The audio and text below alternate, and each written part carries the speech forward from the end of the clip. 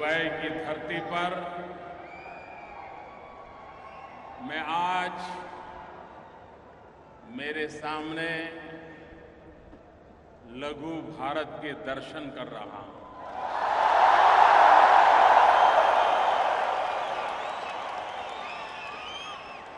हिंदुस्तान के कोने कोने से आए हुए मेरे प्यारे देशवासियों को मैं नमन करता हूं।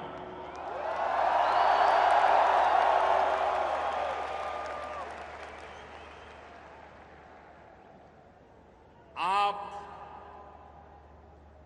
वे लोग हैं जिन्होंने परिश्रम की पराकाष्ठा करके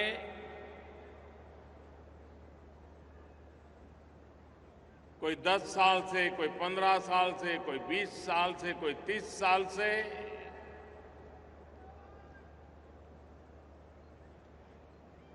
रोजी रोटी कमा रहे हैं,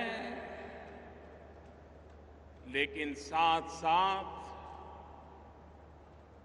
भारत के गौरव को भी बढ़ाने में कभी पीछे नहीं रहे।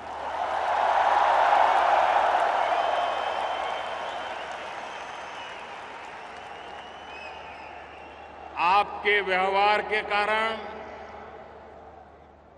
आपके आचरण के कारण हमेशा भारत गौरव अनुभव करता रहा है।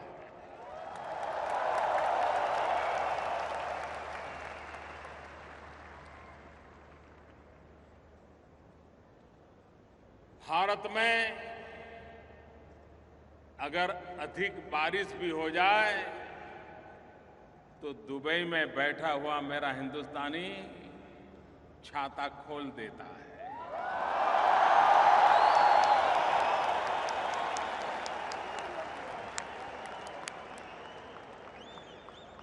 भारत में अगर कहीं कोई प्राकृतिक आपदा आ जाए तो दुबई में बैठा हुआ मेरा देशवासी चैन से सो नहीं सकता है।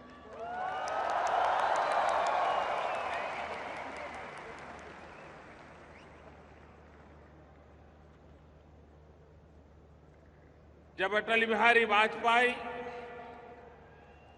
देश के प्रधानमंत्री थे, भारत ने न्यूक्लियर टेस्ट किया था।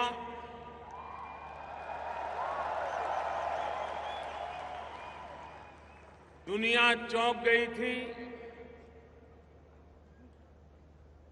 कुछ लोग गुस्से में आए थे और रातों रात भारत पर सैंक्शन लगा दिए गए थे।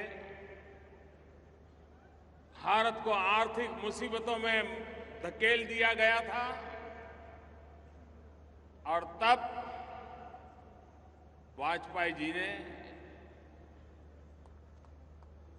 विश्व भर में फैले हुए भारतवासियों को आह्वान किया था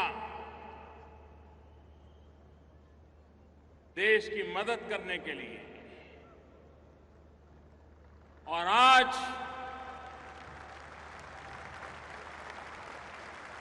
मैं गर्व से कह सकता हूं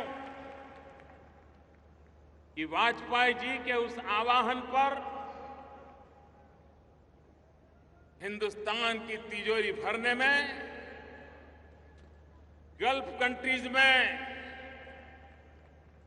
जो मजदूरी का काम करते थे, उन मेरे भारतवासियों का सबसे बड़ा योगदान था।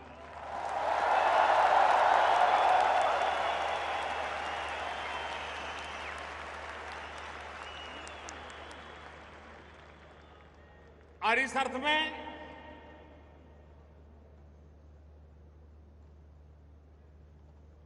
यहां बसा हुआ हर भारतवासी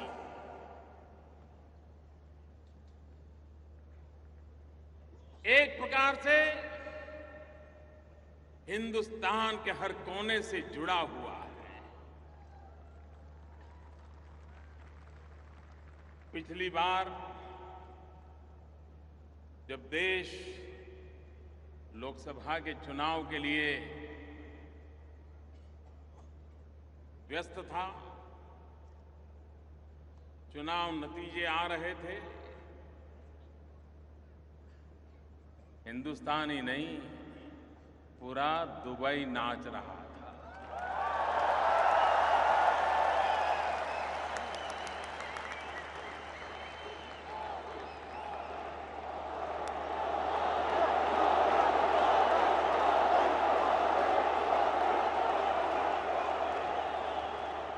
ये प्यार भारत माता के कल्याण के लिए मां भारती फिर से एक बार सामर्थ्यवान बने, सशक्त बने, संपन्न बने, समृद्ध बने, ये सपना संजो करके दिन रात एक करने वाले आप लोग मेरे सामने बैठे।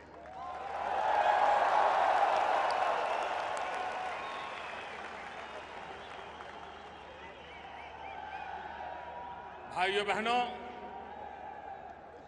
आज यहां तो हिंदुस्तान के हर कोने से आए हुए मेरे भाई बहन मेरे सामने हैं, और दुबई वो सिर्फ लघु भारत ही रहा ऐसा नहीं है। अब तो दुबई एक लघु विश्व भी बन गया है।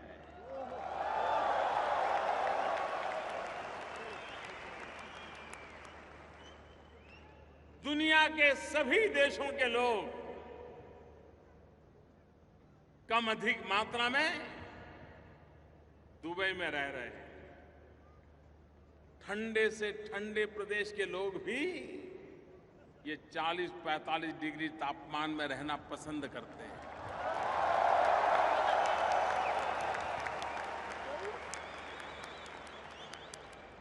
क्या ताकत दिखाई होगी इस देश ने,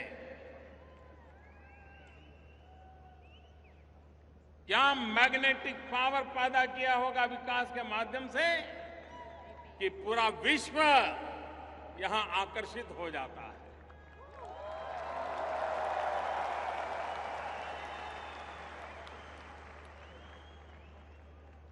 हिंदुस्तान के हर कोने से आए हुए सभी देशवासियों ने अभी 2 दिन पूर्व 15 अगस्त भारत की आजादी का पर्व मनाया।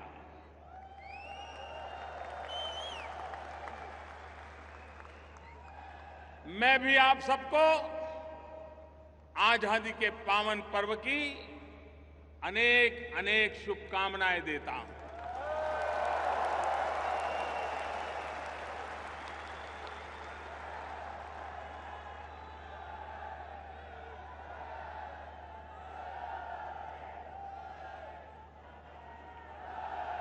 यहां केरल से आया हुआ भी समुदाय बहुत बड़ी मात्रा में है।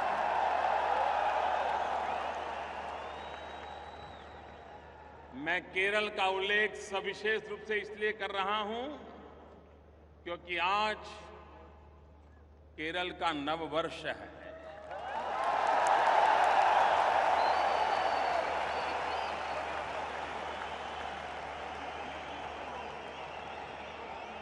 मलयाली,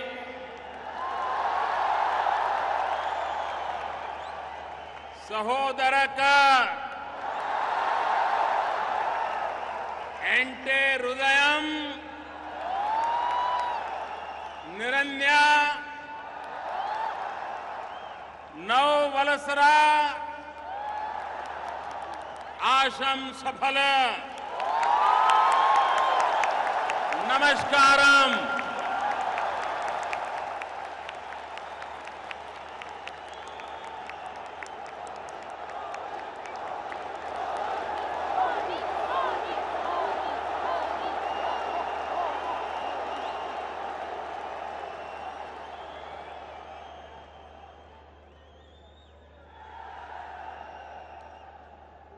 हर हफ्ते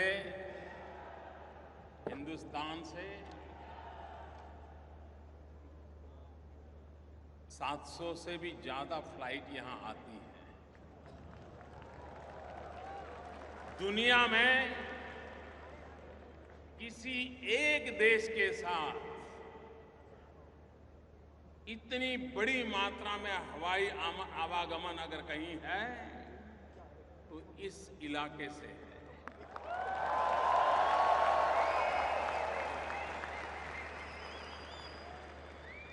हर हफ्ते 700 से भी अधिक फ्लाइट आती है, लेकिन भारत के प्रधानमंत्री को यहां आने में 34 साल लग गए।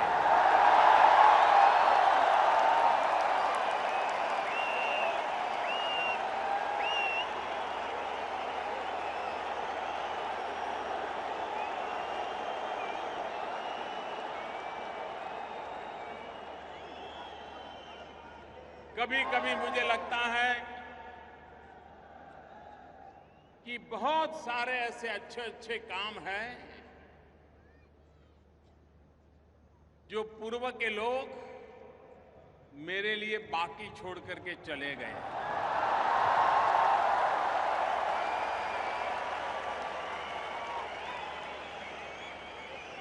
और इसलिए बहुत सारे बाकी रहे अच्छे काम करने का मुझे भाग्य मिला।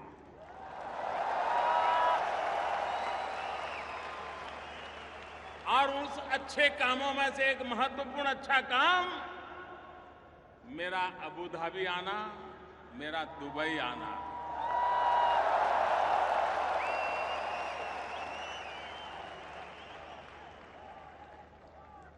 जिस प्रकार से ये मेरी पहली मुलाकात है, इसके पहले कभी मैं इस धरती पर, इस भूभाग पे नहीं आया, और 34 साल के बाद प्रधानमंत्री के रूप में कोई आए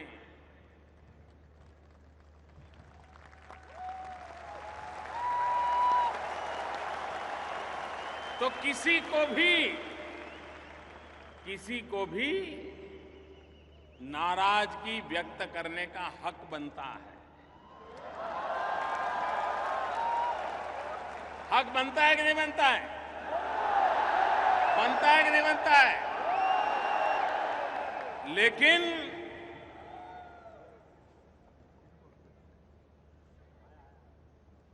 अबू धाबी में हिज हाइनेस क्राउन प्रिंस ने और दुबई में हिज हाइनेस अल मक्तुम जी ने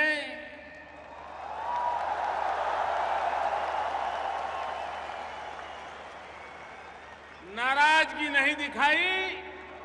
इतने प्यार की वर्षा की, इतने प्यार की वर्षा की,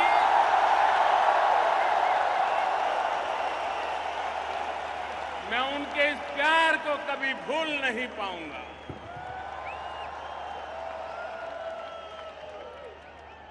जो स्वागत किया, जो सम्मान किया, हिज हाइनेस क्राउन प्रिंस अपने सभी 5 भाइयों के साथ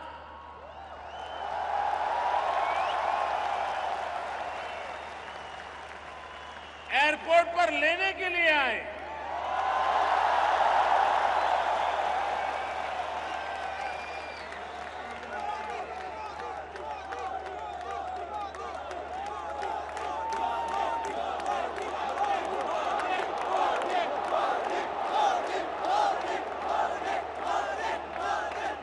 मेरे प्यारे देशवासियों, ये प्यार, ये सम्मान किसी व्यक्ति को नहीं है।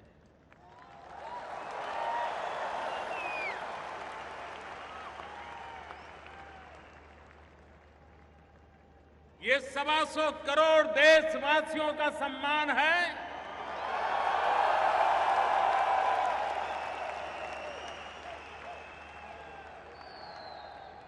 भारत की बदली हुई तस्वीर का सम्मान है।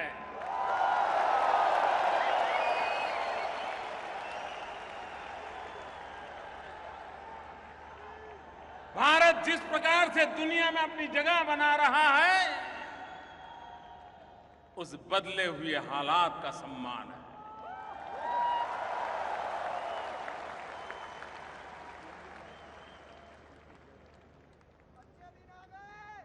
मैं हिज हाइनेस क्राउन प्रिंस का, अमीरात का, दुबई के रूलर्स का हृदयपूर्वक बहुत बहुत आभार व्यक्त करता हूं।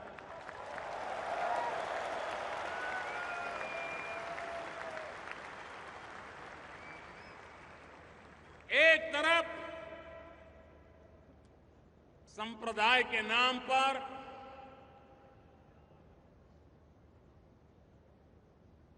आतंकवाद के खेल खेले जाते हुए निर्दोषों को मौत के घाट उतार दिया जाता, पूर्णतया चिंता का माहौल हो, ऐसे समय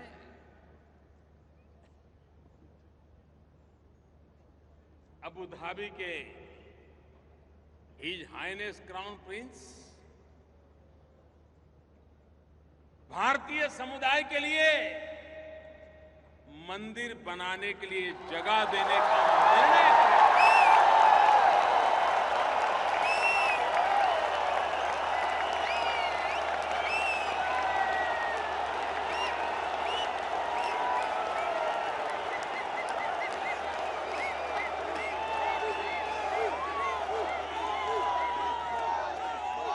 जो लोग अबू धाबी से परिचित हैं, उन्हें पता है ये निर्णय कितना बड़ा है। ये सौगात कितनी बड़ी है। आप मुझे बताइए, सभी देशवासियों ने उनका विशेष रूप से अभिनंदन करना चाहिए कि नहीं करना चाहिए? मैं आज सबसे आग्रह करता हूं, तालियों की गूंज से क्राउन प्रिंस का अभिनंदन कीजिए।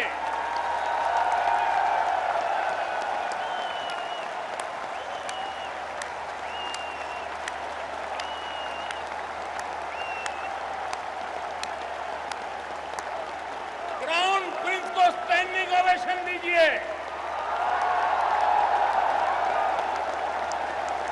उनका अभिनंदन कीजिए।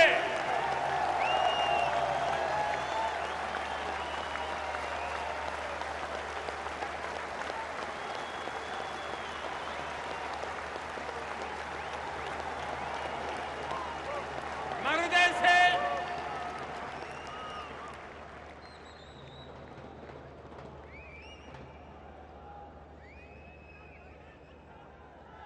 उनका अभिनंदन करता हूं।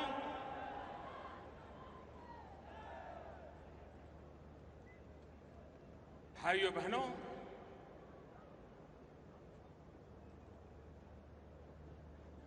दो दिन की मेरी यात्रा में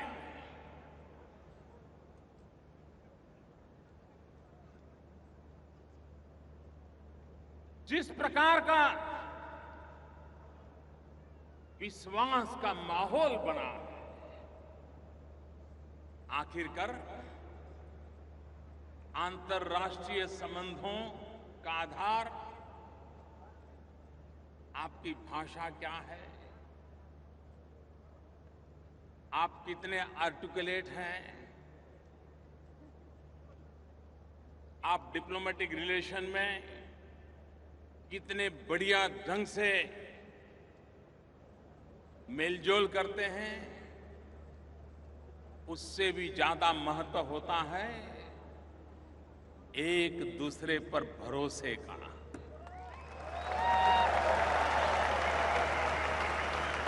अंतर्राष्ट्रीय संबंधों में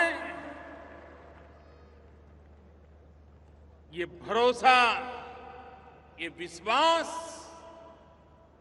एक बहुत बड़ी पूंजी होता है। और आज मैं चंद घंटों की मेरी यहां की मुलाकात के बाद कह सकता हूं कि भारत, अबू धाबी, दुबई, अमीरात जो विश्वास का सेतु बना है वो अभूतपूर्व है और आने वाली पीढ़ियों तक काम आए ऐसा फाउंडेशन तैयार हुआ।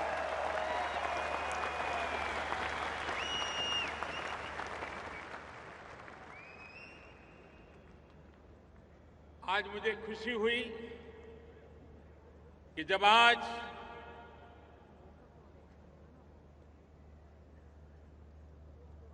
भारत और अमीरात के बीच जो ज्वाइंट स्टेटमेंट आया है, आपको भी खुशी होगी जान करके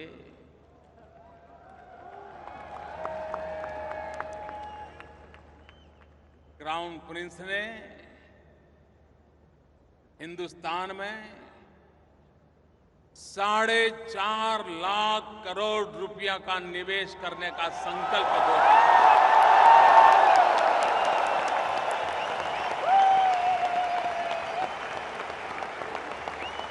4.5 लाख करोड़ रुपया। कितना कितना कितना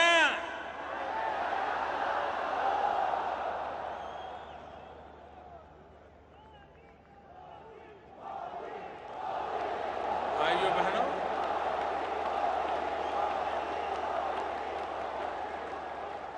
अगर आप पर किसी का भरोसा न हो तो कोई 10 रुपया भी आप पर लगाने के लिए तैयार होगा क्या?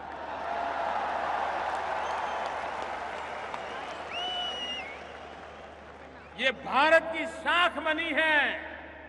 आज भारत का बदला हुआ रूप विश्व के सामने अपनी स्वीकृति बनाता आगे चल रहा है।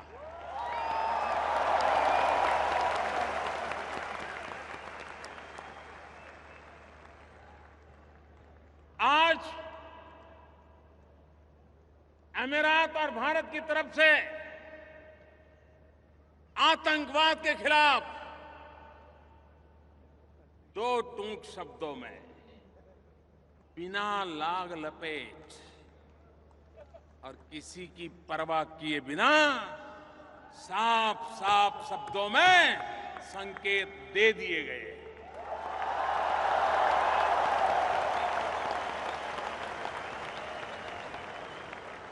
आतंकवाद के खिलाफ एकता का स्वर आज इस धरती से उठा है। मैं इसे बहुत अहम मानता हूं। और इतना ही नहीं, समझने वाले समझ जाएंगे।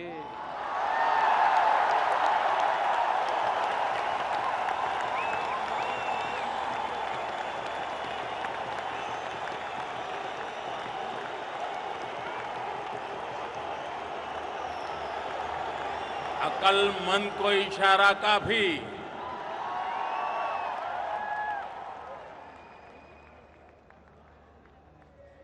आतंकवाद में लिप्त लोगों को सजा होनी चाहिए, ये स्पष्ट शब्दों में संकेत यहां से निकला है।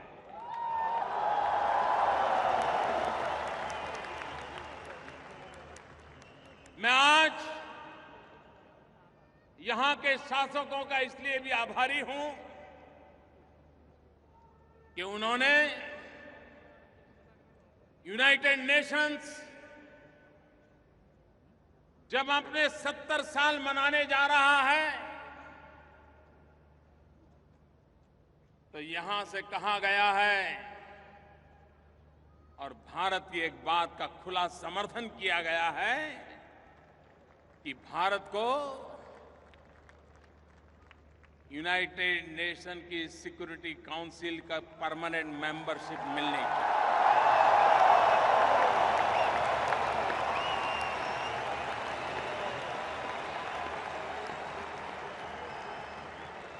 मैं आभारी हूं उनका। इससे भी आगे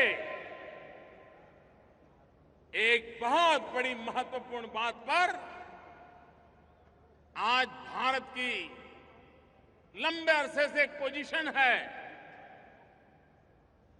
उसका आज हिज हाइनेस क्राउन प्रिंस ने खुलेआम समर्थन घोषित किया है। भाइयों बहनों, कई वर्षों से यूनाइटेड नेशंस में एक रिजोल्यूशन लटका पड़ा है। आपको भी बड़ी हैरानी होगी, और 2-5 साल से नहीं, कई वर्षों से लटका पड़ा है। क्या यूनाइटेड नेशन, जो कि प्रथम और द्वितीय विश्व युद्ध से पीड़ित मानव समुदाय को मरहम लगाने के लिए, आगे मानव जात को ऐसे संकट झेलने की नौबत न आए, इसके लिए प्रिकॉशन लेने के लिए, व्यवस्थाएं विकसित करने के लिए 70 साल पहले यूनाइटेड नेशंस का जन्म हुआ। लेकिन वह यूनाइटेड नेशंस आतंकवाद की अभी तक परिभाषा नहीं कर पाया है। आतंकवाद किसको कहे, आतंकवादी किसको कहे, आतंकवाद को समर्थन करने वाले कौन माने जाए, किस देश को आतंकवाद का समर्थक माना जाए, किस देश को आतंकवाद का समर्थक न माना जाए। और इसलिए comprehensive convention on international terrorism, इसका निर्णय करने का प्रस्ताव लंबे अरसे से यूनाइटेड नेशन में लंबित पड़ा हुआ है। भारत ने एक पोजीशन ली है सालों से कि ये प्रस्ताव पर चर्चा हो जाए, निर्णय होना चाहिए, लेकिन टाला जा रहा था। आज मुझे खुशी इस बात की है कि हिज हाइनेस क्राउन प्रिंस ने भारत की स्थिति का समर्थन किया है, भारत की पोजीशन का समर्थन किया है। और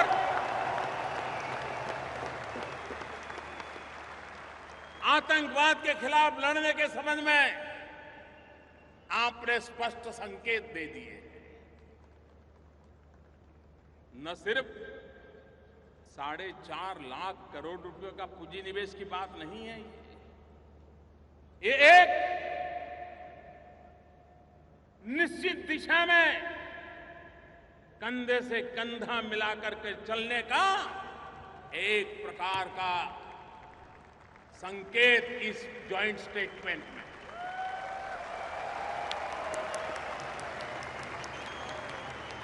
मैं इसे बहुत महत्वपूर्ण मानता हूं। भाइयों बहनों, आप तो सालों से बाहर हैं, आज भारत का नाम सुनते ही आपके सामने खड़े हुए व्यक्ति की आंखों में चमक आती है कि नहीं आती है? आपका माथा गर्व से ऊंचा होता है कि नहीं होता है?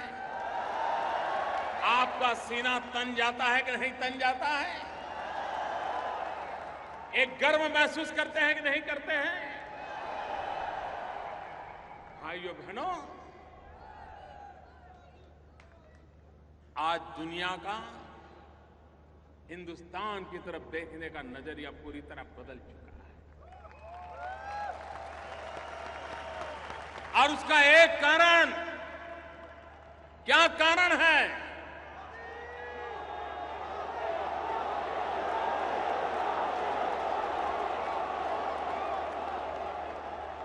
कारण है ये बदलाव आया है,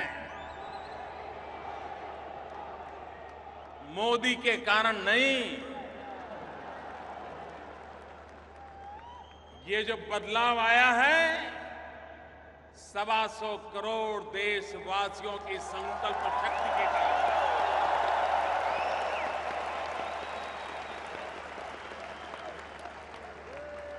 125 करोड़ देशवासियों ने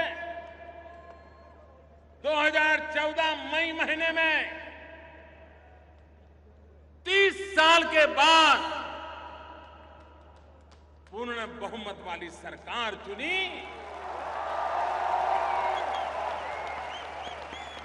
आज दुनिया का कोई भी महापुरुष,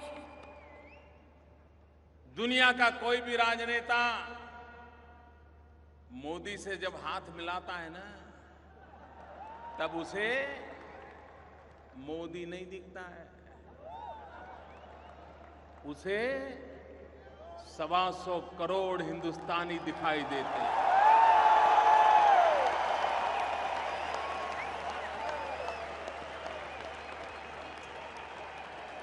दुनिया की तेज गति से बढ़ रही इकोनॉमी दिखाई दे रही है। भाइयों बहनों, पिछले दिनों IMF हो, वर्ल्ड बैंक हो, मूडी हो, विश्व की जितनी भी आर्थिक पैमाने पर रेटिंग इंस्टीट्यूशंस हैं,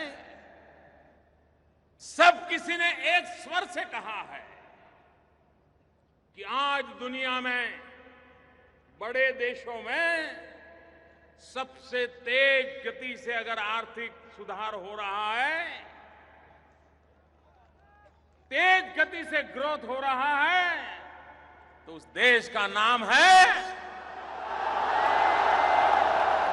उस देश का नाम है। मुझे बताइए, सीना तन जाएगा नहीं तन जाएगा? माथा ऊंचा होगा कि नहीं होगा? एक साल के भीतर भीतर ये बदलाव आया है।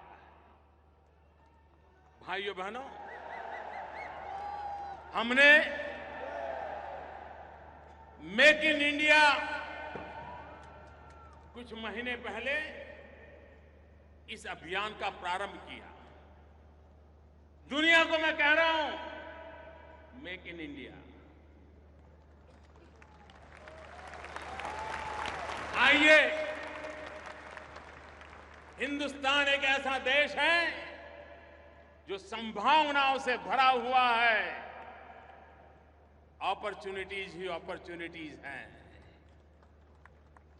ये एक ऐसा भाग्यशाली देश है जिसके पास 65% जनसंख्या, 65% पॉपुलेशन 35 साल से कम उम्र की है।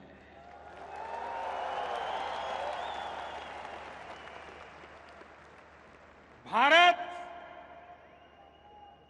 एक नौजवान देश है। आज जहां जवानी लबालब भरी पड़ी है,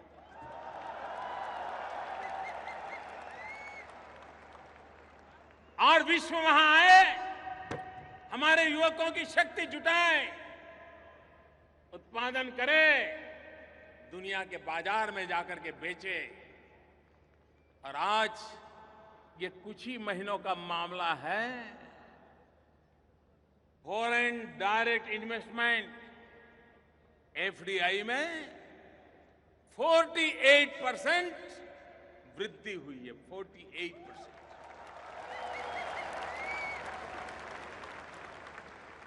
भाइयों बहनों, विकास को नई ऊंचाइयों पर ले जाने के लिए ईज ऑफ डूइंग बिजनेस का माध्यम हो, देश की युवा शक्ति में स्किल डेवलपमेंट का अभियान हो,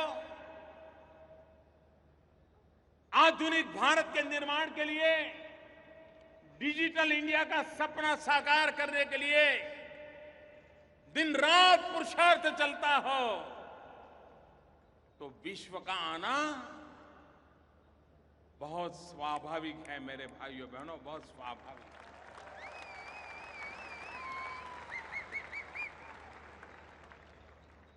भाइयों बहनों, आज दुनिया जिस आतंकवाद के नाम सुनते ही कांप उठती है, एक नफरत पैदा होती है।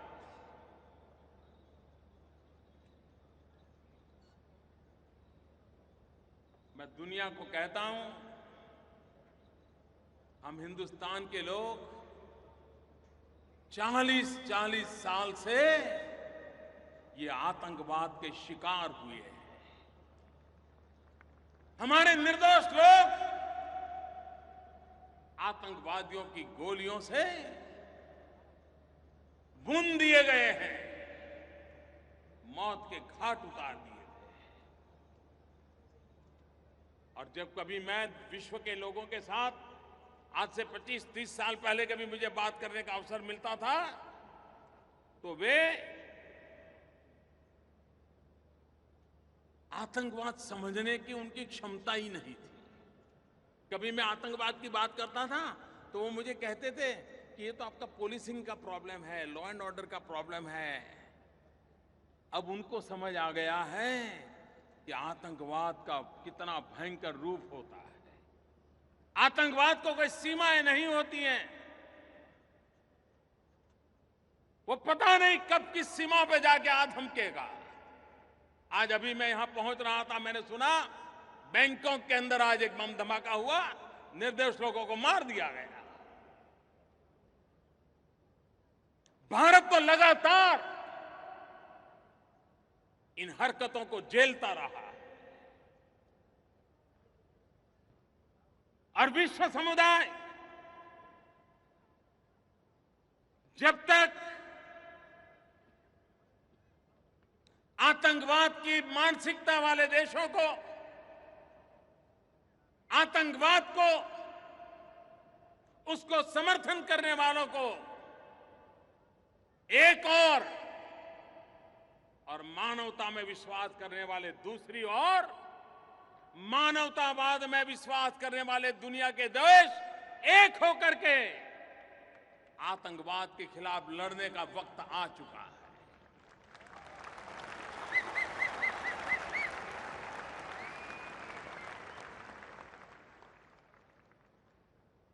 Good Taliban, bad Taliban, good terrorism, bad terrorism, ये अब चलने वाला नहीं है।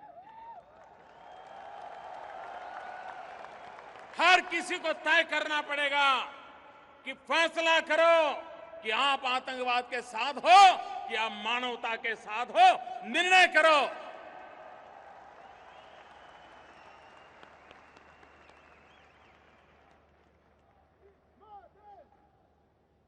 भारत को तो आज भी आए दिन इन नापाक हरकतों का शिकार होना पड़ता है।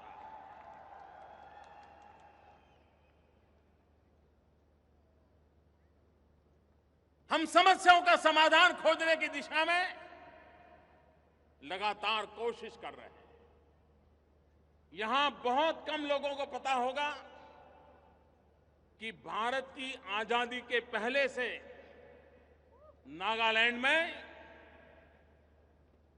अतिवाद, इंसर्जेंसी, इस समस्या से नागालैंड जूझता रहा और उसके कारण भारत का पूरा ये पूर्वी हिस्सा, नॉर्थ ईस्ट, आए दिन हिंसा का शिकार होता था और धीरे धीरे वो बीमारी इतनी फैलती गई कि अन्य राज्यों में भी अलग अलग नाम से अलग अलग अतिवादी, आतंकवादी गुट बनते चले गए। आजादी के भी पहले से चल रहा था। आज मैं बहुत संतोष के साथ मेरे देशवासियों आपको कहना चाहता हूं कि अभी 1 महीने पहले नागालैंड के इन गुटों के साथ जो कभी हिंसा में विश्वास करते थे, जो शस्त्रों को लेकर के गतिविधि चलाते थे,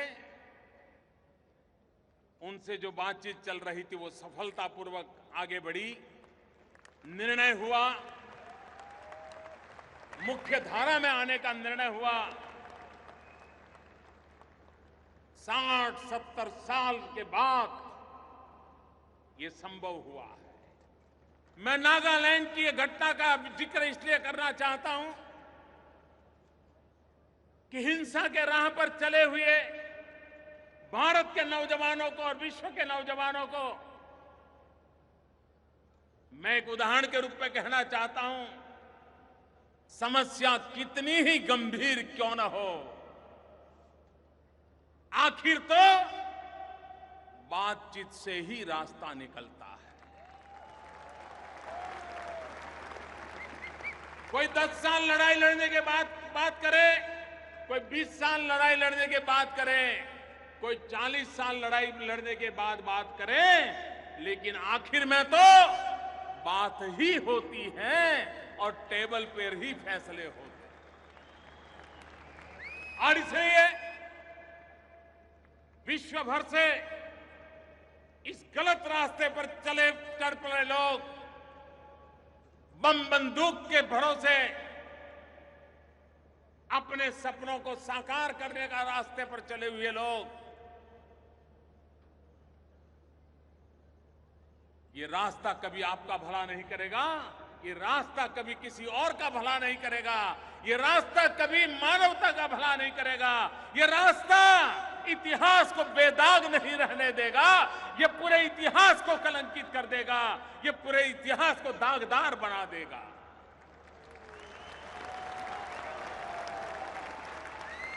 और इसलिए हिंसा का मार्ग छोड़ करके मुख्य धारा में जाना, ये आज समय की मांग है। मेरे प्यारे भाइयों बहनों, बांग्लादेश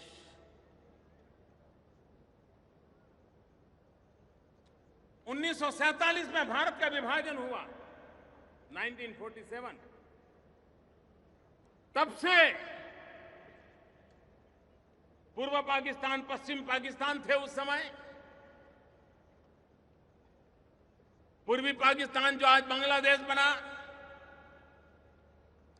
भारत और उनके बीच सीमा का विवाद चल रहा था, तनाव का कारण बना हुआ था, आशंकाओं का कारण बना हुआ था, घुसपैठ के लिए एक सुविधाजनक स्थिति बनी हुई थी। आप सबके आशीर्वाद से हिंदुस्तान ने बीड़ा उठाया, सबने मिलकर के बीड़ा उठाया कि समस्या का समाधान करना है, बातचीत से करना है। मैं पिछले सितंबर में बांग्लादेश के राष्ट्रपति शेख हसीना जी से मिला था और मैंने उनको वादा किया था कि मुझ पे भरोसा कीजिए और मुझे थोड़ा समय दीजिए। उन्होंने कहा कि मेरे पास भरोसा रखने के सिवाय है भी क्या।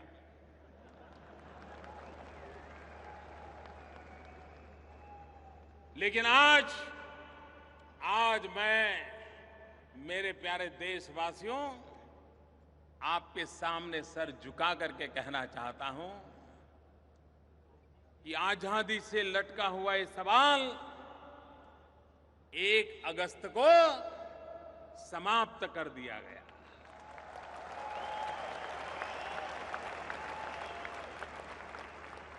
सीमा निर्धारित हो गई।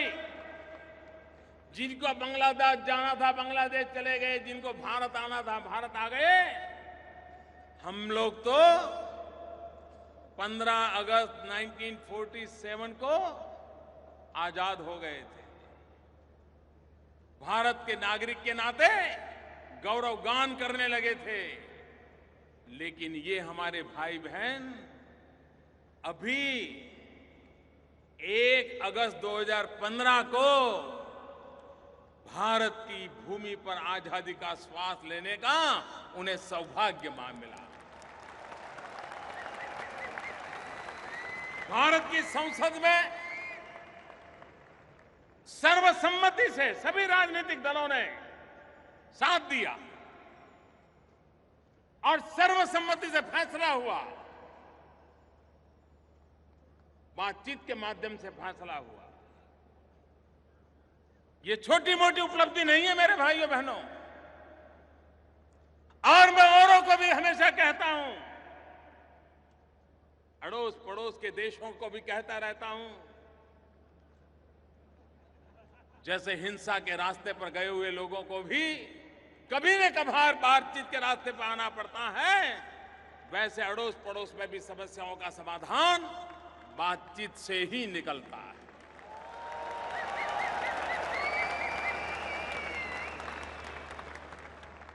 अंतर्राष्ट्रीय संबंधों में आज भारत एक महत्वपूर्ण भूमिका अदा कर रहा है, मानवता के अधिष्ठान पर कर रहा है। जब नेपाल में भूकंप आया, चंद घंटों में, ऐसा नहीं कि भाई जरा पूछो तो क्या हुआ है, जरा जानकारी लो क्या हुआ है, ऐसा करो अफसरों का डेलीगेशन भेजो, देखो जरा क्या मुसीबत आई है, ऐसा करो भाई कोई अपने रिश्तेदार वहां तो पूछो भाई हुआ क्या है। ऐसा इंतजार नहीं किया। आज दिल्ली में ऐसी सरकार है जो हर पल नजर आती है, हर जगह पे नजर आती है।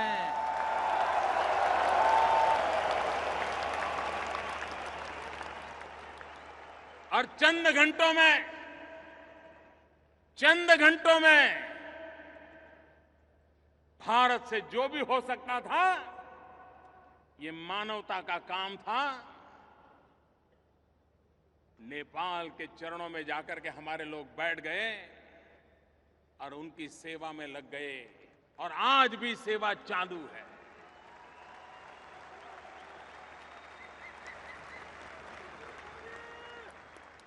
नेपाल हमारा पड़ोसी है,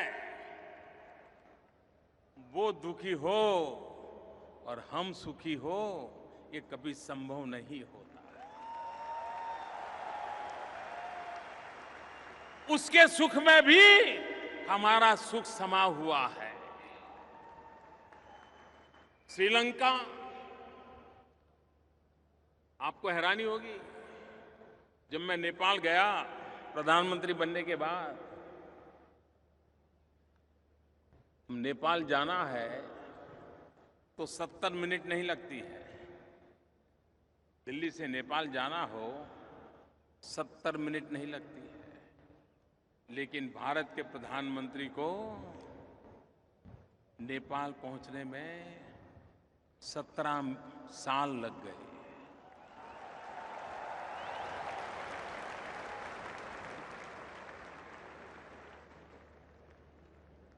फिर से हम गए, संबंधों को फिर से जोड़ा। अपनापन आज नेपाल भारत पे भरोसा कर रहा है, भारत नेपाल का सुख दुख का साथी बना है। श्रीलंका,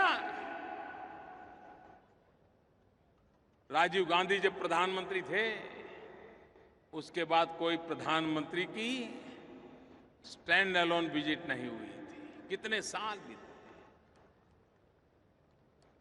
हमारा पड़ोसी है, आए दिन हमारे तमिलनाडु केरल के मछुआरे और उनके मछुआरे आपस में भिड़ जाते हैं। लेकिन उधर कोई जाता नहीं था। हम गए।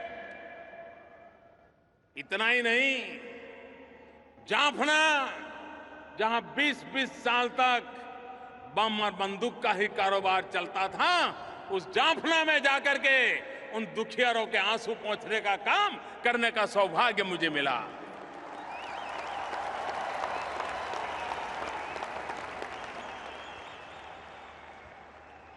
एक प्रधानमंत्री के रूप में जाफना जाने का सौभाग्य मुझे मिला।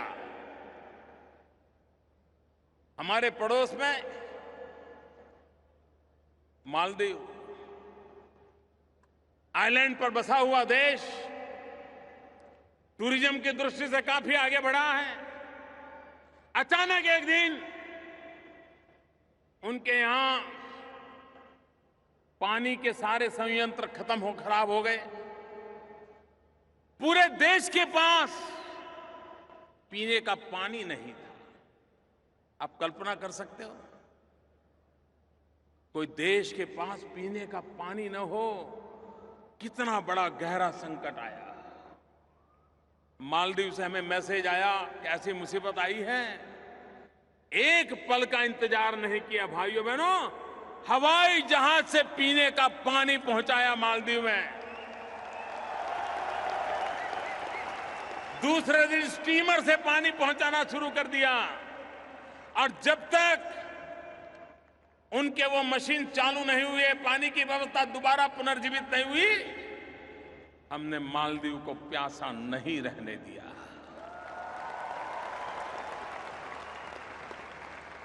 अफगानिस्तान हमारा पड़ोसी है। अफगानिस्तान संकटों से गुजर रहा है। लंबे अरसे से आए दिन वो गांव झेलता चला जा रहा है। हर पल अफगानिस्तान को मरहम लगाने का काम हिंदुस्तान करता आया है। अफगानिस्तान फिर से एक बार खड़ा हो जाए, क्योंकि हम सब बचपन से काबुली वाला से तो बहुत परिचित है। जब काबुली वाले की बात करते हैं तो हमें कितना अपनापन महसूस होता है। भाइयों बहनों, हमारी कोशिश रही है भारत को विकास की नई ऊंचाइयों पर ले जाना, भारत में निरंतर विकास को आगे बढ़ाना, और अपने अड़ोस पड़ोस के देशों से दोस्ती बना करके, साथ और सहयोग लेकर के आगे चल पड़ना। सार्क देशों का समूह, उसमें एक नया प्राण पुरने का प्रयास किया है, सफलतापूर्वक प्रयास किया है। वरना पहले सार्क देशों के मंच का उपयोग तू मैं के लिए होता था, कभी भारत को घेरने के लिए होता था। आज सार्क देशों के लोग जितने साथ चल सकते हैं उनको लेकर के इन सार्क इकाई को विकास की नई ऊंचाइयों पर ले जाने का सपना हमने देखा है। हमने घोषित किया है कि 2016 में हम अवकाश में एक सार्क सैटेलाइट छोड़ेंगे, जिसकी सेवाएं सार्क देशों को मुफ्त में देंगे, जो शिक्षा के काम आए, जो आरोग्य के लिए काम आए, जो किसानों को काम आए, जो मछुआरों को काम आए, सामान्य जन को काम आए। अभी हम बीच में सोच रहे थे कि सार्क देश कनेक्टिविटी के लिए गंभीरता से सोचें, और हम जानते हैं आज विकास में कनेक्टिविटी का महत्व बहुत है। आप समुद्री मार्ग से जुड़िए, या रेल मार्ग से जुड़िए, या रोड मार्ग से जुड़िए, जुड़ना जरूरी है। यूरोप के देशों को ये लाभ मिला हुआ है। एक देश से दूसरे देश चले जाओ, पता तक नहीं चलता देश कब बदल गया। क्या ये सार्क देशों के बीच नहीं हो सकता है? हमने मिलकर के सामूहिक निर्णय करने का प्रयास किया नेपाल में, लेकिन आप जानते हैं कुछ लोगों को जरा तकलीफ होती है।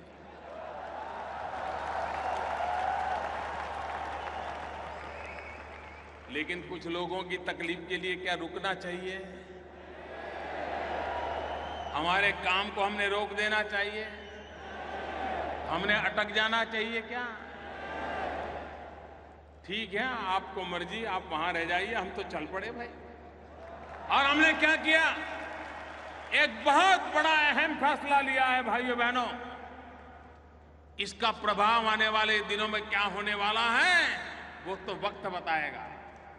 नेपाल, भूटान, भारत, बांग्लादेश, इन 4 देशों ने एक नया इंफ्रास्ट्रक्चर बना करके कनेक्टिविटी का एक पूरा काम तय कर लिया, एग्रीमेंट हो गया।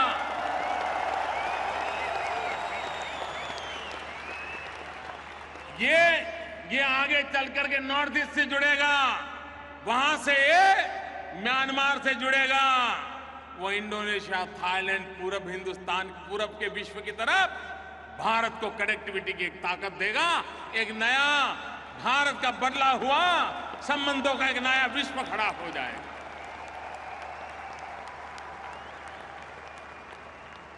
भाइयों बहनों, एक निश्चित समझ के साथ भारत अपनी भूमिका भी अदा करे। भारत बड़े होने के अहंकार से नहीं, हर किसी के साथ कंधे से कंधा मिलाकर के चलना चाहता है, विकास की नई ऊंचाइयों को पार करना चाहता है। भारत में नौजवानों को रोजगार मिले, हमारे कृषि में सेकंड ग्रीन रिवॉल्यूशन हो, हमारा पूर्वी हिंदुस्तान, चाहे पूर्वी उत्तर प्रदेश हो, चाहे बिहार हो, चाहे पश्चिम बंगाल हो, चाहे आसाम हो, चाहे नॉर्थ ईस्ट हो, चाहे उड़ीसा हो, ये हमारा जो इलाका है, ये मानना पड़ेगा कि वहां विकास की ज्यादा जरूरत है। अगर वहां पर विकास हो गया और हिंदुस्तान का पश्चिमी छोर और पूरब का छोर बराबर हो गए तो भारत बहुत तेज गति से दौड़ने लग जाएगा। और इसलिए भारत के इस पूर्वी छोर पर आर्थिक विकास का एक नया अभियान हमने चलाया है, इंफ्रास्ट्रक्चर खड़ा करने का अभियान चलाया है, फर्टिलाइजर के कारखाने शुरू कर रहे हैं, गैस की पाइपलाइनें लगानी है, बिजली पहुंचानी है। आप मुझे बताइए, आजादी के इतने सालों के बाद बिजली होनी चाहिए कि नहीं होनी चाहिए? बिजली मिलनी चाहिए कि नहीं मिलनी चाहिए? क्या आज के युग में बिजली के बिना गुजारा संभव है? भाइयों बहनों, हमने सपना संजोया है। 5 साल के भीतर भीतर हम देश के कोने कोने में 24 घंटे बिजली मैंने भेजने के लिए, देने के लिए तैयार है। ये हम करके रहेंगे।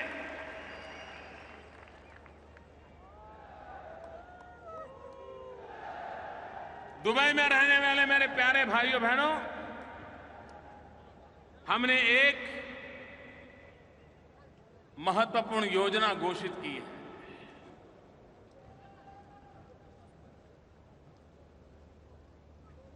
हमारे देश में लोगों को पहले बैंक अकाउंट नहीं थे, हमने हर हिंदुस्तानी का बैंक अकाउंट खोल दिया। एक काम किया, भारत में हमारे देश के नागरिकों को इंश्योरेंस नहीं है, बीमा नहीं है, उसके परिवार में कोई आपत्ति आ जाए तो पीछे वालों को देखने की कोई व्यवस्था नहीं। हमने 3 योजनाएं लगाई हैं। एक प्रधानमंत्री बीमा सुरक्षा योजना, प्रधानमंत्री जीवन ज्योति योजना, और इंश्योरेंस के लिए कितना पैसा देना है। एक स्कीम ऐसी है कि जिसमें 1 महीने में सिर्फ 1 रुपया देना है, 12 महीने में 12 रुपया। हमारे देश का गरीब से गरीब व्यक्ति दे सकता है कि नहीं दे सकता है? मुझे बताइए, दे सकता है कि नहीं दे सकता है? गरीब से गरीब व्यक्ति 1 रुपया महीने में दे सकता है कि नहीं दे सकता है? महीने का 12 रुपया, साल भर का 12 रुपया, साल भर का 12 रुपया देगा, उसे 2 लाख रुपयों का सुरक्षा का बीमा मिलेगा।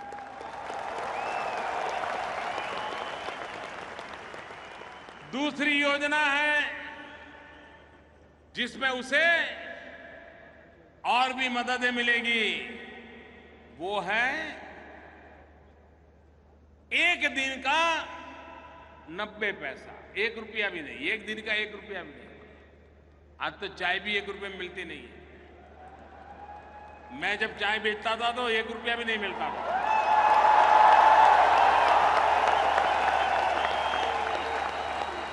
लेकिन आज 1 रुपये में चाय नहीं मिलती है। 1 दिन का 90 पैसा, साल भर के 330 रुपए, और उसे भी ये सुरक्षा कवच मिलेगा।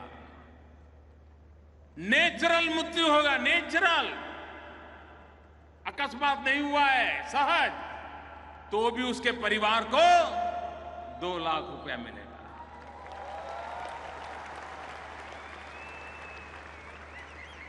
हमने लोगों से आग्रह किया है कि रक्षाबंधन के पर्व पर, हमारे देश की परंपरा है, हम अपनी बहनों को भेंट सौगात देते हैं, कोई न कोई गिफ्ट देते हैं।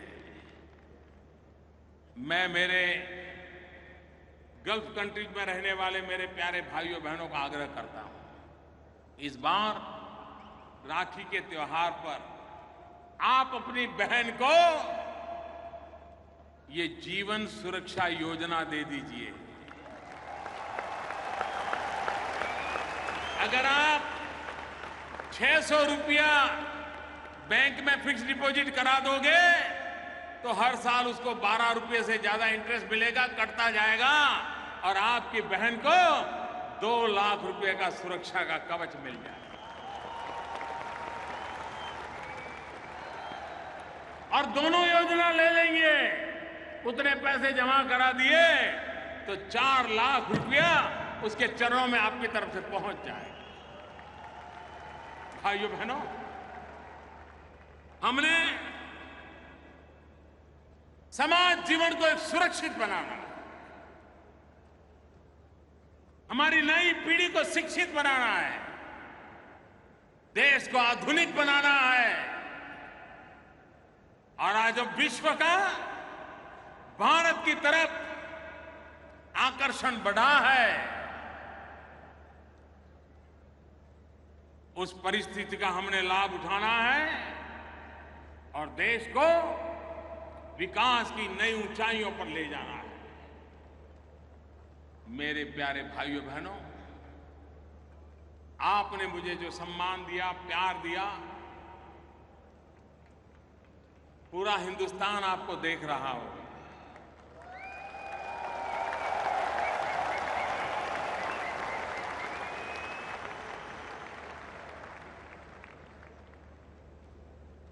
ये बदले हुए माहौल का असर हर भारतवासी के दिल पर भी होता है। और मुझे लगता है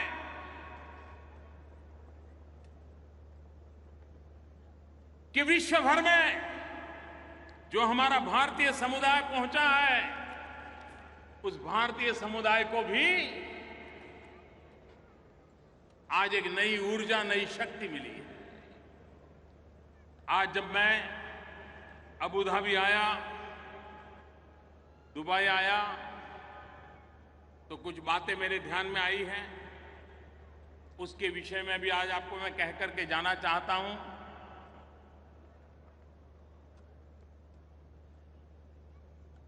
एम्बेसी के संबंध में, काउंसिल के संबंध में आपकी शिकायतें रहती हैं? नहीं रहती है? नहीं रहती है तो अच्छी बात है, लेकिन अगर रहती है तो भारत सरकार ने मदद नाम का एक ऑनलाइन प्लेटफॉर्म बनाया है। इस मदद नाम के ऑनलाइन प्लेटफॉर्म का उपयोग दुनिया भर में फैले हुए हमारे भारतीय भाई बहन उसका उपयोग कर सकते हैं, ताकि आपकी बात आगे पहुंच सकती है। मोबाइल फोन के द्वारा भी आप उनका संपर्क कर सकते हैं। एक दूसरा काम किया है, ई माइग्रेट पोर्टल शुरू किया गया है, जिसके द्वारा इस प्रकार से हमारे प्रवासी भारतीयों को कोई शिकायत हो, कोई कठिनाई हो, तो उनको इमिग्रेशन ऑफिस के चक्कर काटने नहीं पड़ेंगे। ये ई माइग्रेट पोर्टल पर अपनी बात रख करके वो मदद ले सकता है, इसकी एक व्यवस्था की गई है, ताकि यहां दूर दूर से आपका वहां जाना बहुत तकलीफ होती है।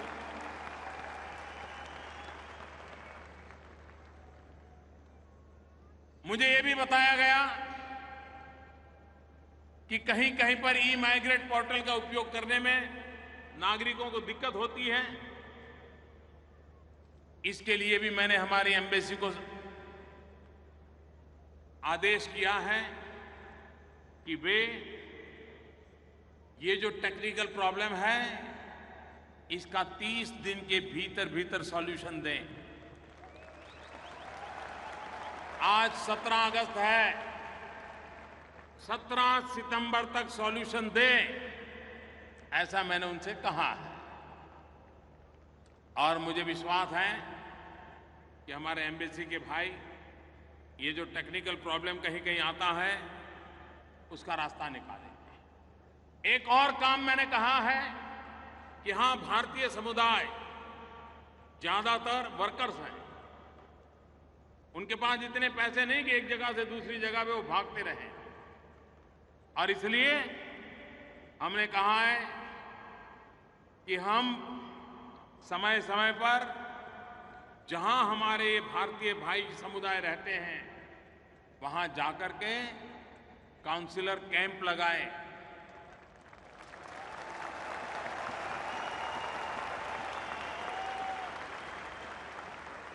महीने में एक बार, 2 महीने में एक बार, और वहीं जाकर के उनसे बैठे, बातचीत करें और उनकी समस्या के समाधान के लिए योग्य व्यवस्था करें।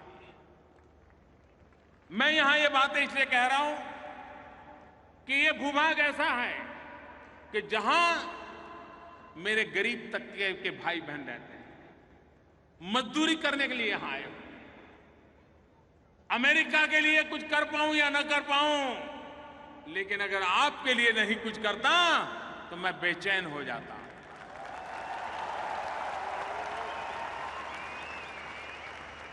और इसलिए हमने एक और काम किया है। इन दिनों विदेशों में कभी कभी जाते हैं तो हमारे भारतीय भाई कभी कभी संकट में जाते, अचानक बीमारी आ गई, कुछ हो गया, कभी कोई कानूनी पचड़े में फंस गए, बेचारे जेल चले गए, तो दुनिया के बाहर कौन उनको देखने वाला, परिवार तो है नहीं। और इन हमारे कभी कभी मुसीबत में कोई परिवार आ जाए तो उनकी मदद करने के लिए Indian community welfare fund ICWF स्थापित किया गया है। सब दूतावासों को ये वेलफेयर फंड दिया गया है, और इसलिए ऐसी मुसीबत में कोई फंस गया हो तो उनको कानून की मर्यादा में रह करके जो मदद हो सकती है, कोई अगर जेल में बंद हुआ है तो कम से कम उसको खाना पीना मिल जाए, मानवता की दृष्टि से कोई व्यवस्था हो जाए। इन सारे कामों के लिए एक फंड की हमने व्यवस्था की है। हमने ये भी निर्णय किया है, इस फंड के द्वारा दूतावास, काउंसिल में काउंसिलर सुविधाएं और अच्छी कैसे बने, जो नागरिकों की भलाई के लिए हो, उनके लिए भी इसका उपयोग किया जाएगा। जिनको कानूनी सलाह की जरूरत पड़ेगी और अगर वो खुद इसको करने के लिए स्थिति नहीं है, कभी कभार तो 1000-2000 का दंड बेचारा नहीं भर पाता, उसके कारण जेलों में सड़ता रहता है। ऐसे लोगों को मदद करके, भारतीय नागरिक होने के नाते उनको मदद करना, इसके लिए वेलफेयर फंड का उपयोग हो, ताकि वो संकटों से बाहर आ सकें। ये भी हमने व्यवस्था करने के लिए कहा है। मैं जानता हूं यहां पर स्कूलों में एडमिशन में कितनी दिक्कत होती है, आपके बच्चों को स्कूलों में पढ़ाई की कितनी दिक्कत होती है। मैंने यहां के संबंधित लोगों से बात कही है और मैंने कहा है कि अधिक स्कूलें कैसे बने, इसकी चिंता मैंने की है। देखते हैं, मुझे विश्वास है कि आगे वाले दिनों में उसका भी लाभ आप लोगों को मिलेगा। मुझे विश्वास है मेरे भाइयों बहनों कि जो आपकी छोटी मोटी बातें मेरे ध्यान में आई थी, इसको पूरा करने का मैंने एक प्रयास किया है। मैं फिर एक बार आप सबको हृदय से बहुत बहुत शुभकामनाएं देता हूं और दुनिया में कहीं पर भी मेरा भारतवासी है तो हम पासपोर्ट का रंग नहीं देखते हैं।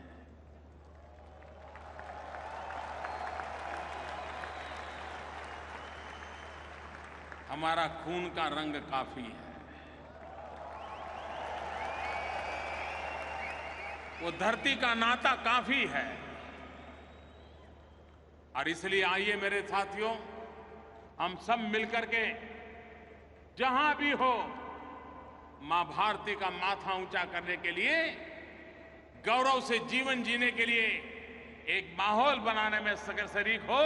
और आपका योगदान, आपकी शक्ति, सामर्थ्यवान, आपके परिवार को भी भला करने में काम आए, देश का भी भला करने के लिए काम आए,